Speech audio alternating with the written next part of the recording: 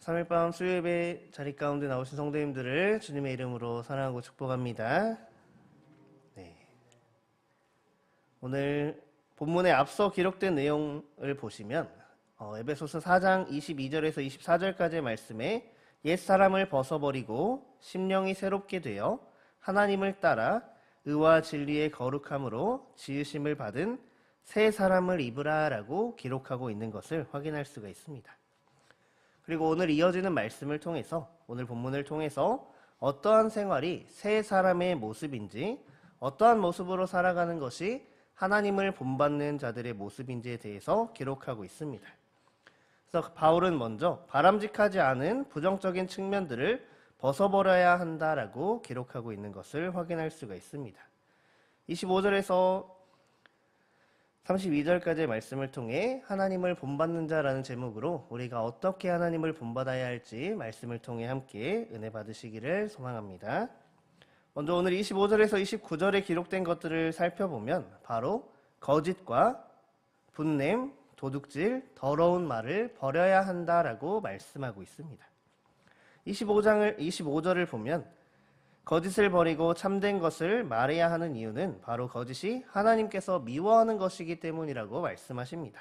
스가랴 8장 16절에서 17절까지의 말씀을 한번 함께 읽어보도록 하겠습니다.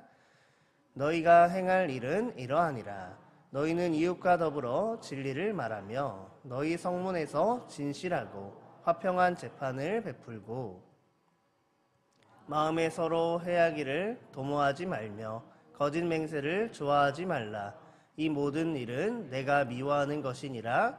여호와의 말이니라. 아멘. 하나님께서 거짓 맹세를 미워하시고 싫어하신다라고 말씀해주고 있습니다.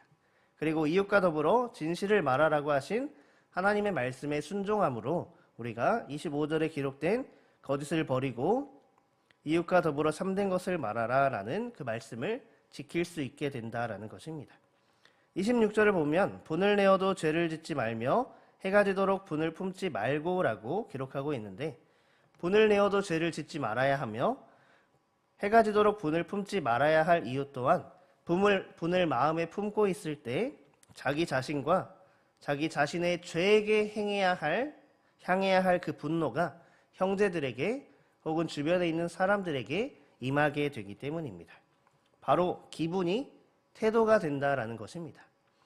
내 기분이 나쁘다고 해서 주변 사람들에게 해를 끼치게 되는 그런 죄를 짓게 된다라는 것입니다. 이처럼 애먼 것에 분을 표현하지 않기 위해서 우리는 분을 품더라도 죄를 짓지 말아야 하며 그 분을 하루를 넘겨서는 안 된다라고 말씀하시는 그 말씀에 귀를 기울여야 한다라는 것입니다.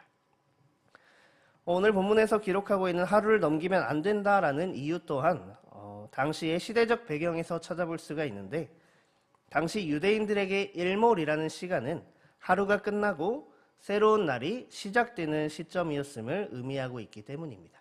그래서 새로운 하루가 시작되기 전에 그 분냄을 사그러뜨려야 한다라는 것이 그들의 시대적 배경에서의 환경이었던 것이었기 때문입니다. 그래서 우리도 이를 본받아서 하루를 넘기지 않고 하루가 가기 전에 분냄을 사그러뜨릴 수 있는, 화해할 수 있는 저와 여러분들 되시기를 소망합니다. 27절 말씀을 보면 마귀에게 틈을 주지 말라라고 이야기하고 있습니다. 분노에 빠지는 것은 마귀에게 자유로운 기회를 제공하게 되는 것이기 때문입니다. 그래서 우리가 분냄을 절제할 수 있어야 한다는 것입니다. 마귀들이 그 자리를 파고들어 분노가 불평과 원망으로 바뀌게 되고 죄에 대한 용서를 꺼리게끔 만들기 때문입니다. 그렇기 때문에 우리는 마귀에게 틈을 주어서도 안 된다라고 이야기하고 있습니다. 28절 말씀을 보면 도둑질하지 말고 가난한 자를 구제할 수 있도록 자기 손으로 수고하여 선한 일을 해야 한다라고 기록하고 있습니다. 이러한 일들을 행해야 하는 이유가 10계명 제8계명에 기록된 도둑질하지 말라라는 계명에도 기록되어 있으며, 데살로니가전서 4장 11절 말씀에 기록된 것처럼 너희 손으로 일하기를 힘쓰라라고 하는 하나님의 말씀 또한 있기 때문입니다. 요한복음 5장 29절 말씀을 우리 한 목소리로 읽어보도록 하겠습니다. 요한복음 5장 29절입니다. 선한 일을 행한 자는 생명의 부활로, 악한 일을 행한 자는 심판의 부활로 나오리라. 아멘. 가난한 자를 구제하기 위한 선한 일을 행함으로 공동체 의식을 함양할 수 있고, 예수님께서 행하신 그 구제 사역을 본받아서 우리가 행함을 통해서 하나님을 본받는 자로서의 모습에 한 걸음 더 나아갈 수 있게 된다라는 것입니다. 결과적으로 우리가 선을 행할 때 선을 행한 자에게 생명의 부활을 허락하시지만, 악한 일을 행할 때는 하나님께서 심판의 부활로 나아가게 된다라는 것을 말씀해 주고 있습니다. 그렇기 때문에 우리는 선한 일을 행해야 한다라고 사도 바울은 이야기하고 있습니다. 29절 말씀에 바울이 더러운 말은 입 밖에도 내지 말라라고 권면하는 것은 선한 말을 함으로써 덕을 세우고 듣는 자들로 하여금 은혜를 끼치게 하기 위함이다라고 이야기합니다. 한 입에서 더러운 말과 선한 말이 나오는 것은 마땅하지 않기 때문입니다. 야고보서 3장 10절에는 이렇게 기록하고 있습니다. 한 입에서 찬송과 저주가 나오는도다. 내 형제들아, 이것이 마땅하지 아니하니라. 아멘. 이 말씀에 이어지는 11절 말씀을 보면 함께 띄워주시면 함께 보도록 하겠습니다. 샘이 한 구멍으로 어찌 단 물과 쓴 물을 내겠느냐. 아멘. 샘에서 쓴 물과 단물이 동시에 나오는 것은 불가능하다라는 것입니다. 우리가 하나의 입으로 하나님을 찬양하는 것과 거짓을 말하는 것, 저주를 말하는 것이 같이 나와서는 안 된다는 것을 의미하고 있습니다. 오늘 본문에서 기록된 선한 말을 통해 단물을 내는 셈처럼 은혜를 끼치는 사람이 되어야 하기 때문입니다. 그리고 그 입에서는 쓴 물을 뱉어서는 안 된다라는 것입니다.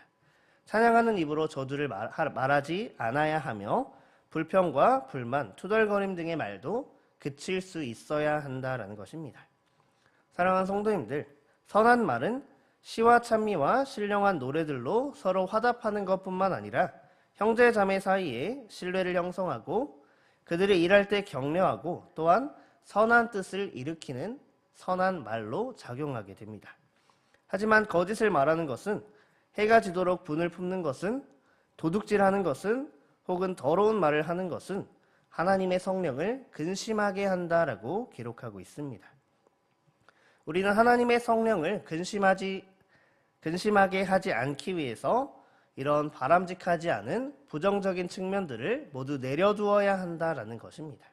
그래서 사도 바울이 이야기한 것처럼 거짓과 분냄, 도둑질하고 더러운 말을 버리고 31절에 기록된 것처럼 모든 악독과 노함과 분냄과 떠드는 것과 비방하는 것을 모든 악의와 함께 버려야 한다라는 것입니다.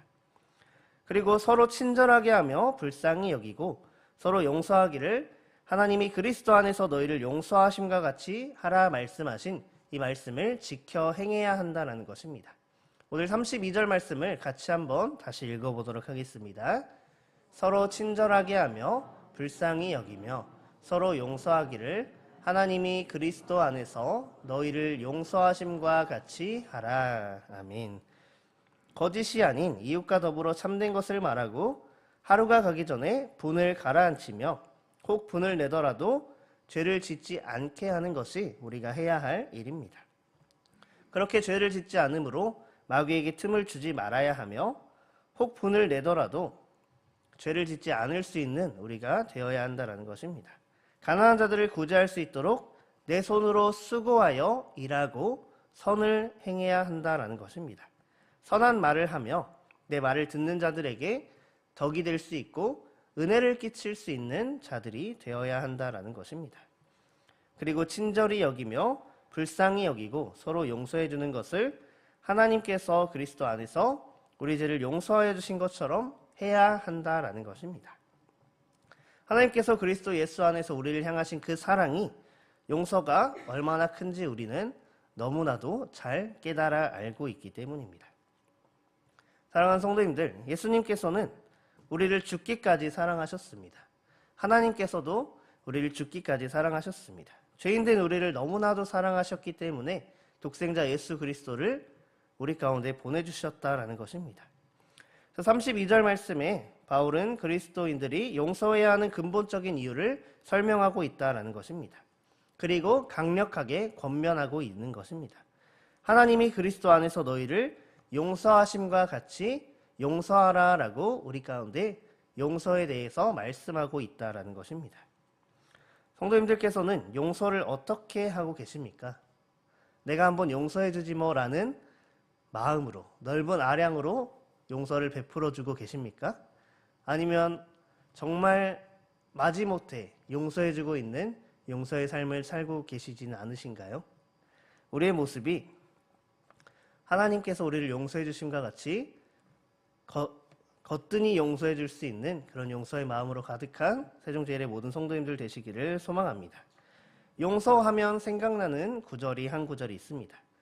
베드로가 예수님께 나와 주여 형제가 내게 죄를 범하면 몇 번이나 용서하여 주리까? 라고 물어보았던 질문에 대한 그런 말씀입니다. 이 질문에 대한 예수님의 대답은 이렇습니다. 마태복음 18장 22절 말씀 함께 읽어보도록 하겠습니다. 예수께서 이르시되 내게 이르노니 7번뿐 아니라 7번을 70번까지라도 할지니라. 아멘. 7번을 70번까지라도 용서하라라고 예수님께서는 말씀해주고 계십니다.